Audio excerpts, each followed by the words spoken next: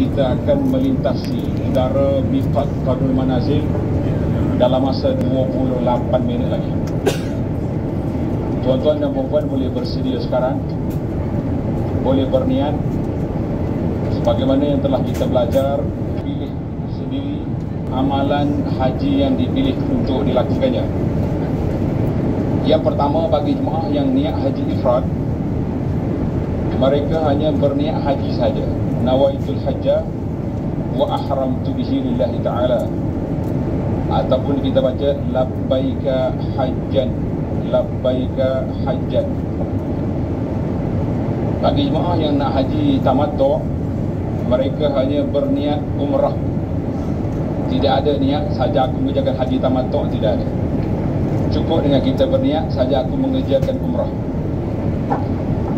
Niat umrah, nawaitul umrata wa haramtu biha lillahi ta'ala, ataupun labbaika umratan. Apabila kita telah berniat, niat dalam hati, niat dalam hati adalah merupakan rukun haji, rukun umrah. Niat dalam hati. Adapun ni miqat itu wajib haji atau wajib umrah berniat di miqat. Jadi miqat yang kita akan lalu, penerbangan pesawat ini akan lalu di atas Qarnul Manazil, di atas Qarnul Manazil. Jadi alhamdulillah kita akan melintasi tak berapa minit lagi. Jarak kita sudah dekat. Cuma peringatan kitanya setelah haji dan hajah berniat haji atau umrah, maka ketika itu kita kena mula bertalbiyah. Kita mula dengan bertalbiyah.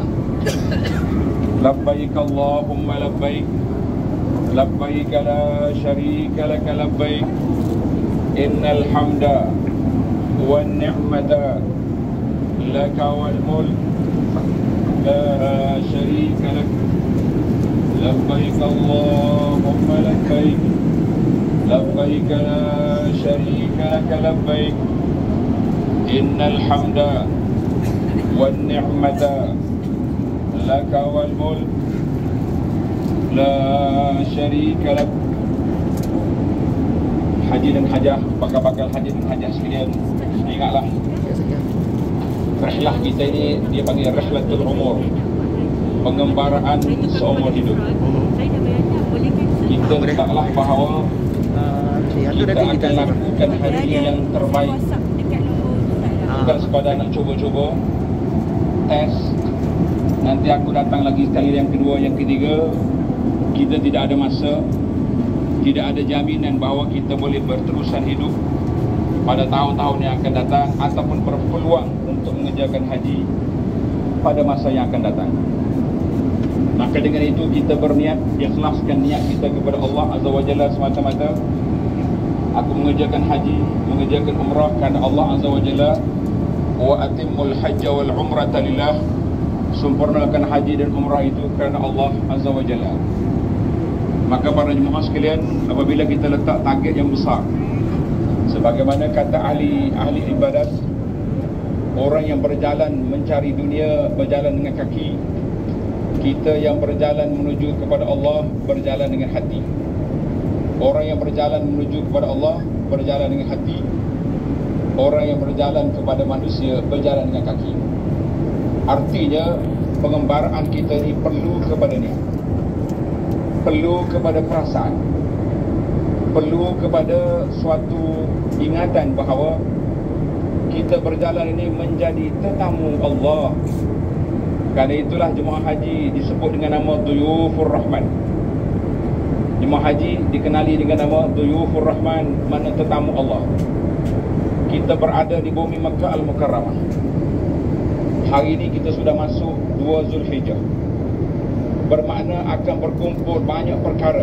Kita duduk di bulan haram, kita duduk di tanah haram, kita berada di awal bulan Zulhijjah, kita berada dalam ihram.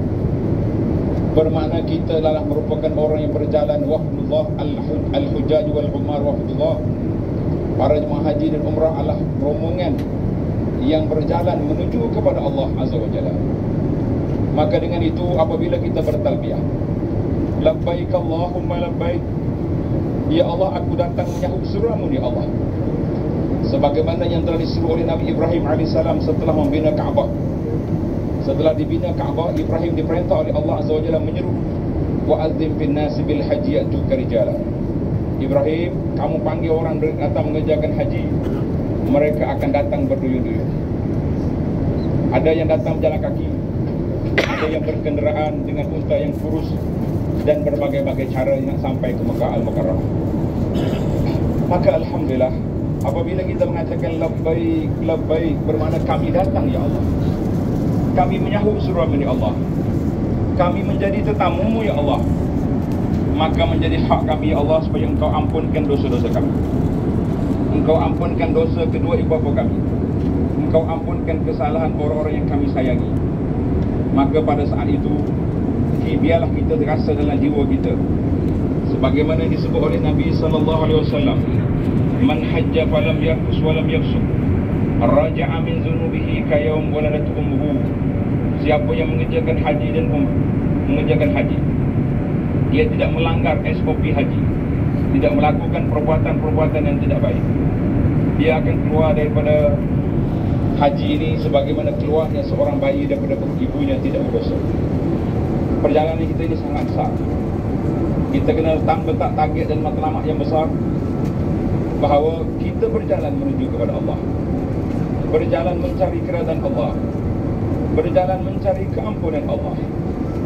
Mudah-mudahan tuan-tuan dan puan-puan, kita semua dapat mengerjakan haji dengan baik, dapat menunaikan haji dengan sempurna, dapat mendapat haji mabrur, sehingga kita layak menerima anugerah yang besar pada petang Arafah nanti. InsyaAllah Allah Ta'ala akan berfirman kepada malaikat, ja'uni syu'san ghubran, hamba datang dalam keadaan kusuk masai berdebu-debu, mereka mengharapkan keampunan.